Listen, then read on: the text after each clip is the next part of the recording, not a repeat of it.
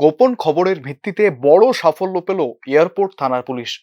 গোপন সূত্রের খবর ছিল বিপুল পরিমাণ মাদকের।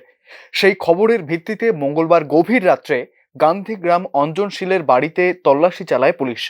তল্লাশিতে বাড়ির মধ্যে থাকা একটি গাড়ি থেকে 1006 বোতল এসকপ সিরাপ উদ্ধার হয়। তবে গাড়ি বা বাড়ির মালিক কাউকেই না পাওয়ায় তাদের গ্রেফতার করতে পারেনি পুলিশ। বাড়ির মালিক এবং বাড়ির মালিকের এগেনস্টে আমরা একটা এফআইআর রেজিস্টার করি। কি পরিমাণ মাল কত পরিমাণ মাল করা আমাদের প্রসেসিং চলছে, এখনো সম্পূর্ণ হয়নি সবটা, তারপরে জানা যাবে। শুধু কি এসকপি পাওয়া গেছে না অন্য কিছু রয়েছে? শুধু এসকোপ।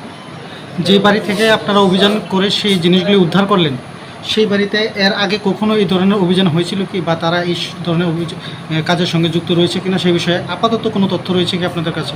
আপাতত কোনো তথ্য নেই, তারপর আমরা ইনভেস্টিগেশন করছি, কেস রেজিস্টার হচ্ছে, ইনভেস্টিগেশনে সেটা জানা যাবে। অন্যদিকে সূত্র মারফত জানা যায় এই বিপুল পরিমাণ মাদকের মালিক মোহনপুর মহকুমার কোনো বড় মাথা। তবে এখনো পর্যন্ত কেউ পুলিশের জালে ধরা পড়েনি। এনডিপিএস ধারায় মামলা রুজু করে তদন্ত শুরু করেছে পুলিশ। মোহনপুর থেকে সবুজ সরকারের রিপোর্ট, নিউজ নাও।